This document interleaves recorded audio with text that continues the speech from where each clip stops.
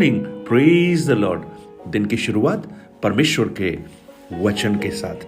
मैं पास्टर राजकुमार एक बार फिर आप सब प्रिय भाई बहनों का इस प्रातःकालीन वचन मनन में स्वागत करता हूं। आज का दिन यहोवा ने बनाया है और हम इसमें आनंदित होंगे। विलाप गीत की पुस्तक बुक ऑफ लेमेंटेशन, उसका 3 अध्याय, उसके 21, 22 और 23 वचन हम आज मनन करेंगे। वहां इस प्रकार लिखा है, परंतु मैं यह स्मरण करता हूं, इसलिए मुझे आशा है। हम मिट नहीं गए, यह यहोवा की महाकरुणा का फल है, क्योंकि उसकी दया अमर है। प्रतिभोर वो नई होती रहती है, तेरी सच्चाई महान है। कहा जाता है कि ये पुस्तक यिर्मयाह नबी ने लिखी है और ये उस समय लिखी है जब इज़राइल एक बहुत ही बुरे हालातों से गुजर रहा था। करीब 586 बीसी से 575 के बीच में। और जब यरूशलेम को बेबीलोनियों ने सत्यानाश कर दिया, उनके मंदिर को तोड़ दिया, शहर को जला दिया और हर एक चीजें जो वहां थी उसको उन्होंने सत्यानाश कर दिया। मंदिर जो 400 सालों से अपनी शोभा को प्रकट करता था, उसे भी उन्होंने बिल्कुल तबाह कर दिया, मंदिर जला डाला। ऐसी परिस्थिति में जब हर तरफ मायूसी, उदासी और कोई आशा नहीं थी, तब यिर्मयाह लिख रहा है, मैं यह स्मरण करता हूं, इसलिए मुझे आशा है। क्या स्मरण करता हूं? अगर आप उसके पहले के वचनों को जब आप पढ़ेंगे तो आपको वो समझ में आएगा, लेकिन मैं संक्षेप में ये आपको बताऊं। इन कठिनतम परिस्थितियों में, इन विपरीत परिस्थितियों में यिर्मयाह जब उन बातों को देख रहा है तो शायद उसके मन निराश, दुखी, रोने की अवस्था में होंगे, लेकिन जब वो परमेश्वर को स्मरण करता है तो वो कहता है, मुझे आशा है। और वो कहता है कि हम मिट नहीं गए।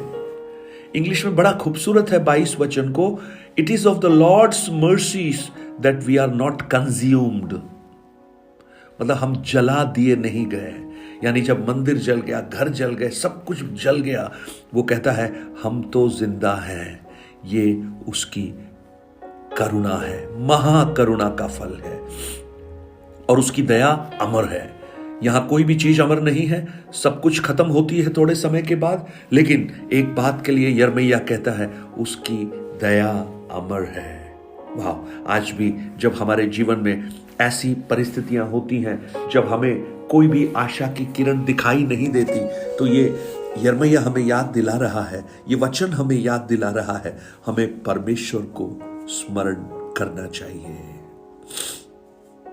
और यिर्मयाह मानो ये कह रहा है, अगर उसने हमें जिंदा रखा है, उसने हमें इस आग में से बचाया है, इस तूफान आंधी में से अगर उसने हमें सुरक्षित रखा है, तो हमें एक आशा है। हमारी आशा मर नहीं गई। अगर हम मर जाते तो हमारी आशा भी मर जाती, लेकिन हम जिंदा हैं तो हमारे लिए एक आशा भी उसने रखी है, क्योंकि उसकी दया कभी खत्म नहीं होती। हर भोर को वो नई होती जाती है। आज मुझे सुनने वाले मेरे भाई और मेरे बहन, आपके जीवन की परिस्थितियां बिल्कुल प्रतिकूल आपको दिखाई दे रही हो, लेकिन आज जब आप सुबह उठे हैं, आपने जब सूरज को देखा है, तो सूरज की किरणें जैसे आपके जीवन को आह्लादित करती हैं, आशा की ओर लेकर चलती हैं। आप विश्वास कीजिए, परमेश्वर की दया भी आपके जीवन में, उसकी करुणा भी आपके जीवन में एक नई तरीके से आज प्रातःकाल प्रकट होगी। हर भोर को पता है क्या होता है? रात खत्म हो जाती है। आप में से बहुत से लोगों की रातें अंधेरी होंगी, काली होंगी, लेकिन वो खूबसूरत गाना है, रात काली बीत गई है, हुआ सवेरा, सुबह का तारा देखो चमका, यीशु मेरा।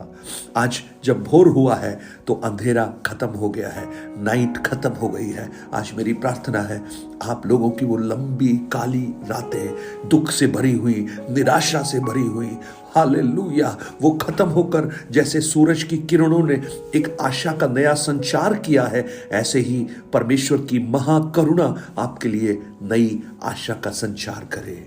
जैसे आज भोर हुई है तो इसका अर्थ है एक नई सुबह हुई है, एक नया दिन हुआ है। मेरी आशा है, मेरी प्रार्थना है कि परमेश्वर ने जैसे आपको एक नया दिन दिया है, ऐसे ही आपके जीवन में एक नए कार्यों को वो प्रकट कर पाए। अब जैसे नया दिन है तो सब कुछ हम नया कार्य करेंगे, नए प्रोविजंस परमेश्वर बंदोबस्त हमारे लिए करेगा।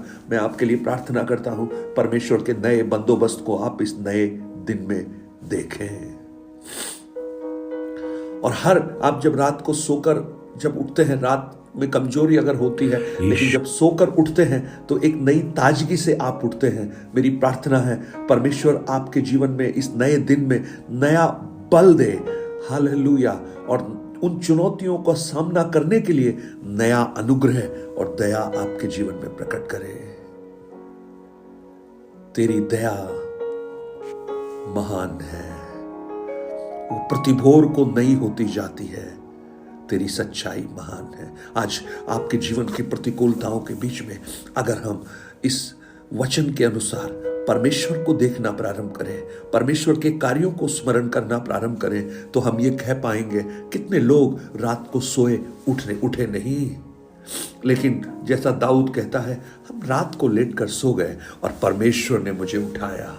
आपको अगर उठाया है तो वो इसलिए उठाया है कि आपके लिए उसकी कुछ योजनाएं हैं। अगर नहीं होती तो हम शायद उठते भी नहीं, हमारा जीवन भी समाप्त हो जाता, लेकिन परमेश्वर ने हमें उठाया। इसका अर्थ है परमेश्वर हमारे लिए कुछ आशा रखते हैं, योजना रखते हैं, आपके लिए भी रखते हैं। इसलिए उस परमेश्वर को स्मरण कीजिए और कहिए हम मिट नहीं गए, ये उसकी महाकरुणा का फल है। और आज इस नए दिन में हमारे लिए एक महाकरुणा और उसकी दया नए सिरे से प्रकट होगी।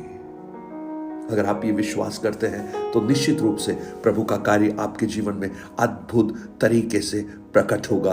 उसकी दया खत्म नहीं होगी प्रियो, मनुष्यों की दया खत्म हो जाएगी, फेल हो जाएगी। जो लोग आपके अपने थे वो बेगाने हो जाएंगे, पराये हो जाएंगे, लेकिन मेरा परमेश्वर हमेशा सनातन वही बना रहेगा, क्योंकि वो कभी बदलने वाला परमेश्वर नहीं है। Praise the Lord.